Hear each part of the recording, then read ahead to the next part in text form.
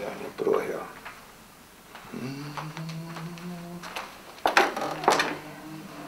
Skuiņam bieži pārmet, skuiņš tas tāds vieglais, ja? Tas ir gribēts vieglums. Tas ir vieglums, kas prasa šausmīgi. To Anšlaus Eglītis saka, labs rakstnieks ir tas, kam rakstīt ir visgrūtāk. Saprotiet, viņš saka tā, redzi, vārds, tas ne to viņš nesaka, to jau es saku. Vārds literatūrā ir tas pats, kas skaņa muzikā. Un tagad iedomājieties, ziniet, teiksim, no Rahmāņa, no klavieru koncerts vai kaut kur, ja?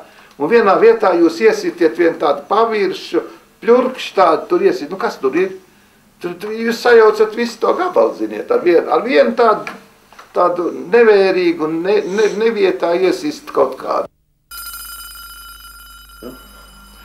Es esmu priecīgs, ka man izdevās dzīvot tajā laikā, kad grāmatas bija ļoti vajadzīgas, kad grāmata būtībā personificēja latviešu valodu, un ka grāmata vispār bija viens no tiem nedaudziem avotiem, no kuriem ienāca individuālas domas, nenoštampotas ar savdabīgu, ar savu katra rakstnieku skatījumu. Un es domāju, ka tā ir liela laime nodzīvot tādu mūžu, darot tādu darbu, kas ir vajadzīgs cilvēkiem. Un šī ziņā ļoti nepareizi to daži ir iztulkojuši tas, ka tās manas grāmatas ir tik daudz lasītas un pieprasītas, ka es esmu komerc rakstnieks. Tas ir gaužam nepareizi. Literatūra ir ļoti nopietna lieta.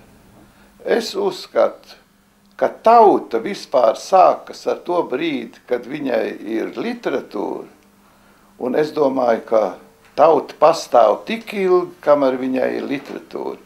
Tas ir ļoti svarīgs uzdevums. Es esmu bijis priecīgs, ka es pie tā esmu varējis strādāt.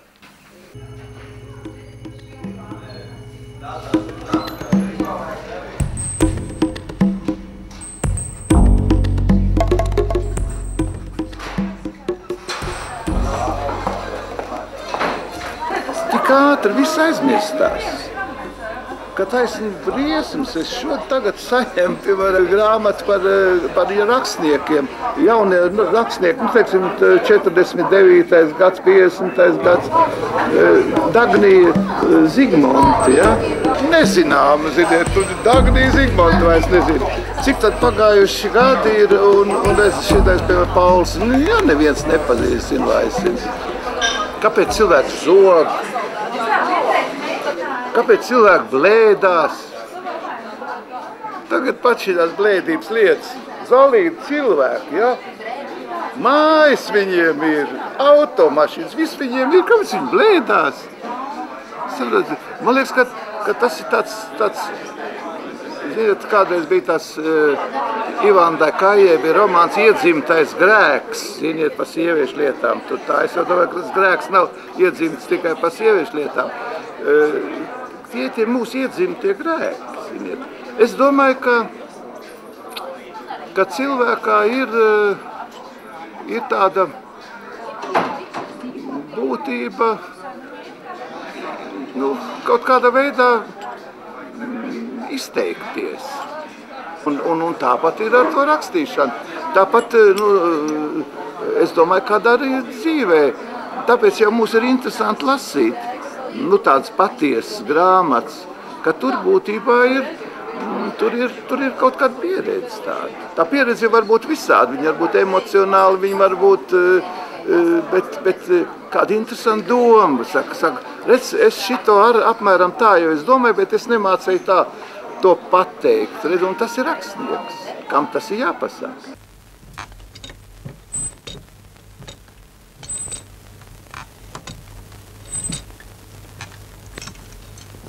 Saprotiet, lai kas ar mani notiktos, 80 gadi es esmu nodzīvojis brīnišķīgi.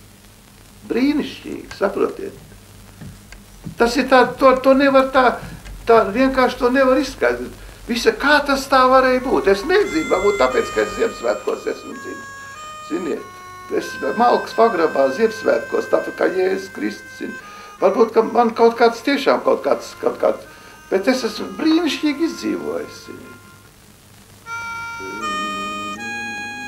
Es esmu izbraukājis visus 5 kontinentus, es esmu apskatījis visu, ko es esmu gribējis redzēt.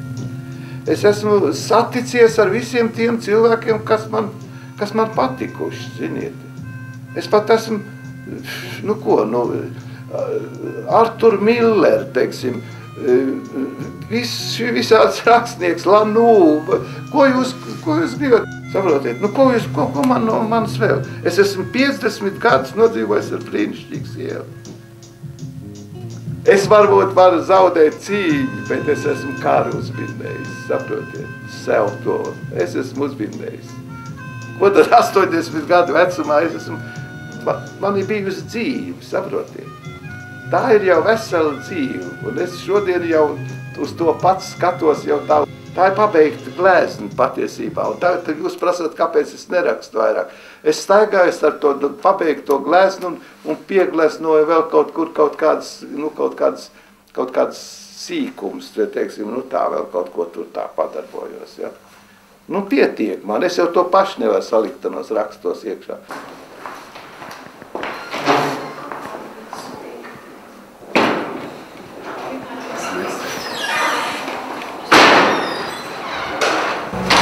Tagad es sāku meklēt, kur tad es esmu kāds tādā nabadzības brīdī. Esmu no viszemākajām aprindām, kad tēvam vispirms noņem vienu kāju, noņem otru kāju, viņš kļūst galīgs invalīds, ja?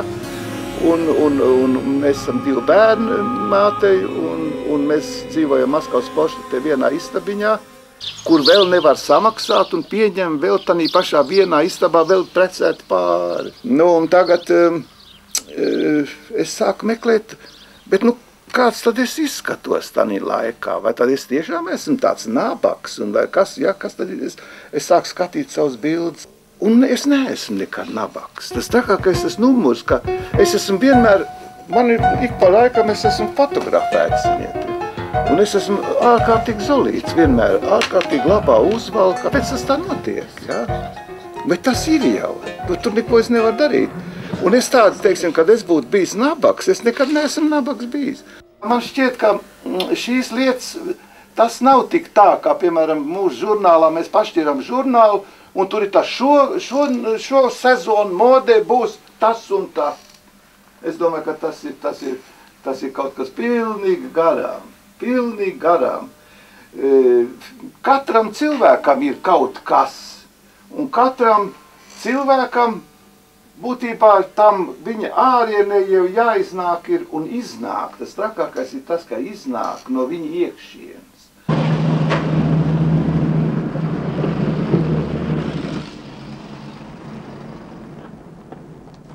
Sveicināt! Vai Judīte vēl nav aizgājusi? Nē, vien augšā viņa tev gaida. Sveiki!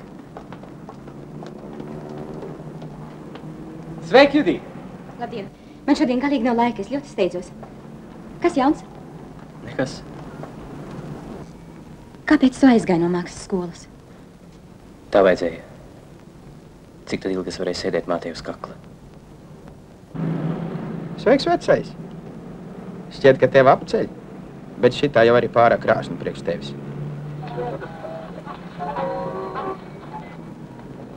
Ko tev vajag? Tikai mieru. Man ar tev jāprunājas par lietu. Starp citu, tas vīriņš atved savā mašīnā puķu buķet. Skaties, ka neaizved tavējo. Volgā. Un pie tam pelēkām. Tur nekāda vienprātība nevar būt. Vienprātības tur nevar būt. Es domāju, ka tieši aizrauties ar to, ka visiem uzspiest kaut kādu tādu un uzspiest to ļoti tā viltīgi, teiksim, caur reklāmu, caur šitām dažādām publikācijām, recenzijām un tādā veidā virzīt te uz to, kas, lai gan vecos laikos bija tieši tā, ka, ja kāda grāmata sāka kritizēt, tad tieši to sāk meklēt, jo par tur jābūt kaut kam āķīgam iekšā, kāpēc tad viņi tā kritizē. un tā. Nu, mūsdienās, kad tas groži palaist absolūti vaļā, tagad jau aiziet galējībās, mēģinās šokēt ar kaut ko. Nav jau tik daudz palicis vairs, ar ko šokēt, jā. Tāpēc, kad, ar ko, ar rupjību, ar pornogrāfiju, ar to, jā. Pagaidi. Vai tu zini, kā Zviedru kara kalpi senos laikos gribēja uzspridzināt Rīgu? Nē, nezinu. Tad klausies. Es šo laiku vairs neizprotu, tā kā šie 21. gadsimta cilvēki. Man uzskati ir citi. Es esmu tas, kas vēl staigāja ar to vizīti, ziniet, 18. gadsimta vizīti. Būtībā laiku pa laikam pasaulē mainās tādi, cits, piemēram, to sauc par seksuālo revolūciju, ja, kas 60. gados notika. Bija jau pat, piemēram, ļoti gudri franči tur un tie literatūras zinātnieki teica, ka visa literatūra no šī brīža dalās divās daļās. Pirms, teiksim, būtībā tie bija kontracepcijas līdzekļu atklāšana, kas pārmainīja pasauli, jo līdz tam ārkārtīgi daudz liels procents būtībā saistījās ar bērnu dzimšanām, ar traģēdijām, kur bērnu dēļ lec ūdeņos un viss notikās, ja. Pēc tam šī tēma jau pavisam citu raksturu, ja.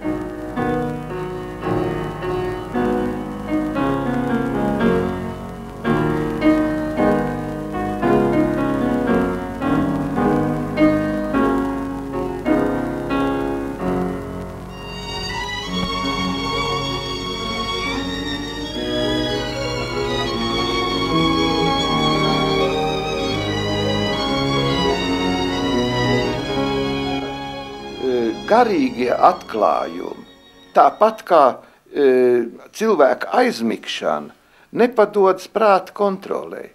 Jūs to mirkli, kad jūs aizmiegat, un kāpēc jūs aizmiegat, jūs nekad to neziniet. Tāpēc, ka vienkārši vienā mirklī pēkšņi jūs, tas ir kā rupi runāja, saka, filmi pārtraukus, un jūs guļat, jūs tad pamostaties. Bet to aizmiršana, kāpēc jūs, kā tas tieši notika, ka jūs aizmigāt, to jūs nekad nevarat pateikt. Saprotiet? Un tāpat ir ar to, kas ienāk prātā. Tas parasti var jau būt, ka tas rodas arī tikai pa daļai. Nevis tā, ka jūs uzreiz visu ziniet. Es esmu daudz romānus sācis, piemēram, savu lielāko romānu Gulta zelta kāja, kas kad bija 500 lapspusēm, es viņu iesāku rakstīt kā mazs stāstīņu, ziniet. Tas nāk no iemīlēšanās. Saprotiet? Jūs iemīlaties kādā rakstniekā un sākat viņam darīt pakaļ. Nenoliedzam, ziniet, nenoliedzam. Cilvēks sāk skatīties, viņš pat neiemācītos kājās staigāt, ja viņš neredzētu, ka tie citi staigā, saprotiet, tas, varbūt, ka es nezinu, viņš kaut kā nejauši 5 gadu vecumā pieceltos, jā, bet viņa vedina kaut kas uz to, jā, dod rokas pretī un tā, jā, rakstniekam var dot kāds rokas pretī, jā, tāds. Man tāds bija, man bija vesela virkni tāda rakstnieki, kurus es no sākuma man bija pilnīgi tie maz burtniciņas, Oldu Vāverlī, ziniet, un šitais Fantomās, tādi, kur pat autori pat netiek uzrādīti.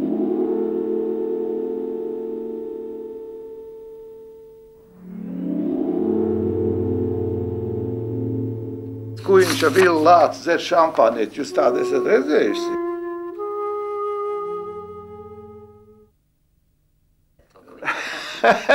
Šnabu nevar redzēt. Ziedonis, te viss, te Anšlaus. Tur pats tas 36, 37 gads. Te ir vācu laiks, jā. Te ir 53. gads, kad Staļins nomira.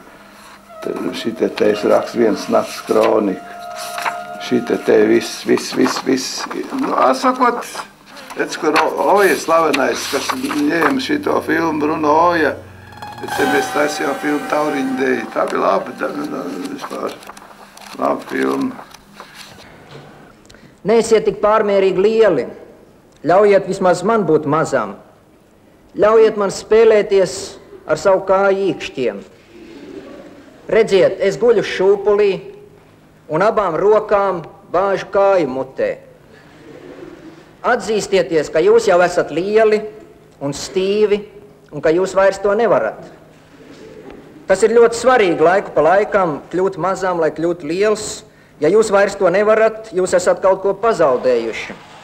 Lasītājs un grāmata, tas ir tā kā tenis. Būtībā nevar spēlēt tenis tikai ar vienu laukumu pusi un ar vienu jābūt pretspēlētājam.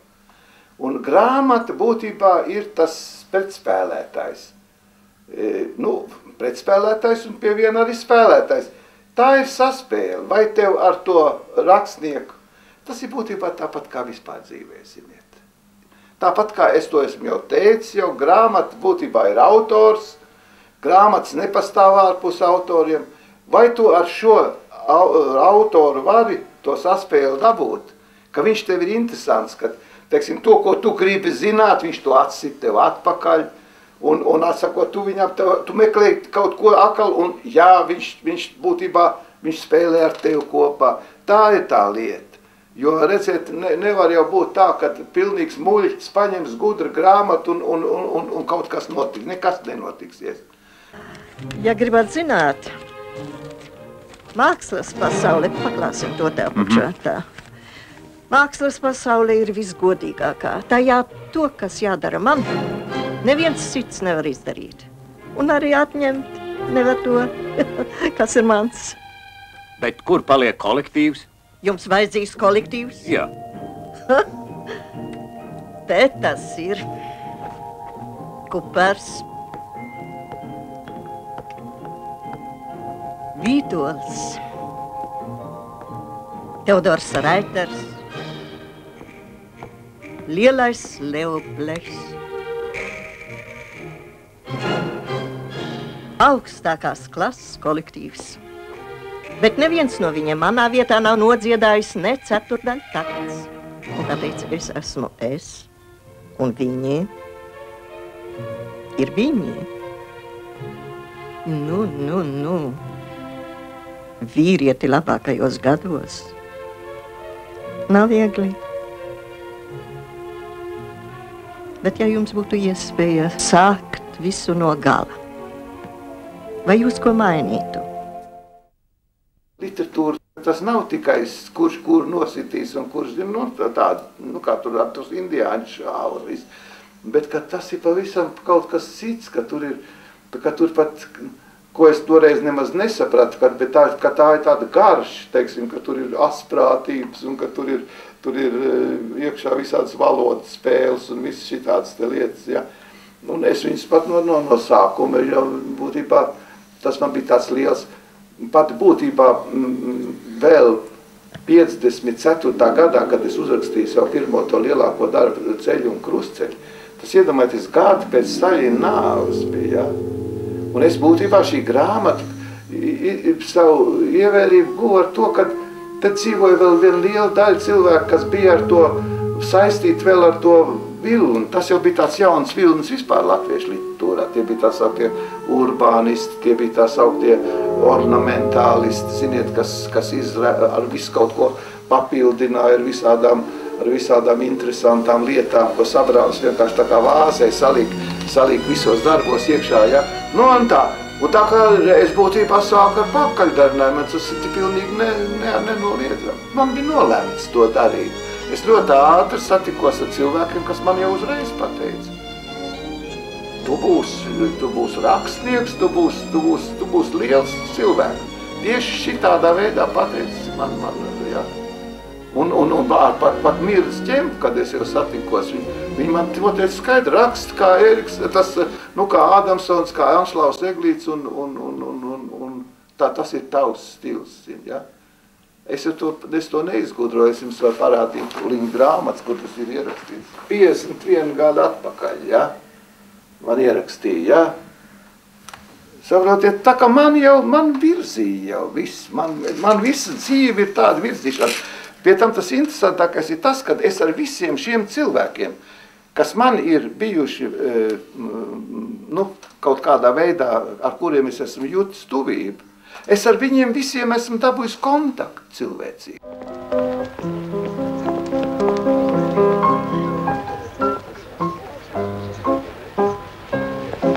Piedodiet, lūdzu, kur te ir stacijas iela? Ak, meiteņu kopmītnes. Lūk, tur. Paldies. Ai, to vien prasa.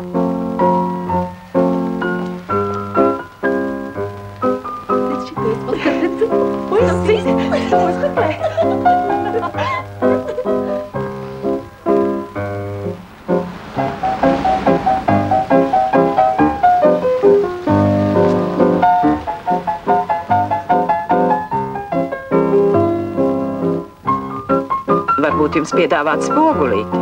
Lūdzu. 30 kapeikas. Paldies.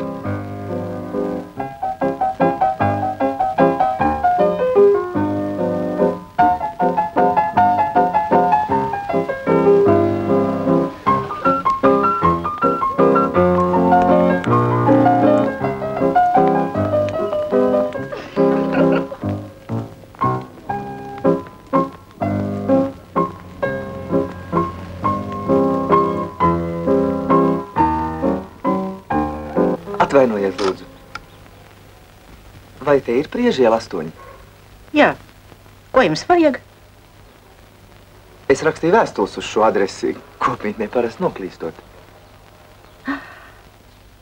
Ak, jūs tas esat. Bitīte. Meklē. Rakstniecība ir tāpat kā ar peldēšanos. Saprotiet, peldēšanā arī tā, īpaši jūrmalā, ja tas notiek. Vispirms tas peldēšanas process notiek tādā veidā, ka tu bradā tur tā, ja, tā, ka tu jau esi apslapinājis kājas, tev jau liekas, ka tu jau esi jau ar kaut kādā kontaktā ar to jūru, ja. Tā, jā, un tad tu tā lēnām ej dziļāk iekšā tad jūrā, te tā, jā. Bet tev vēl tās pārliecības nav tādas, jā, tās, vai tā kā augsts, tā kā kas vai kaut kas. Un tad vienā brīdī tu meties iekšā, un tad tu peldi. Un tāpat ir ar literatūru. Uzreiz jau, es nezinu, tādi cilvēks acīm redzot tādi ir, bet man ar tādiem nav bijuši darīšana.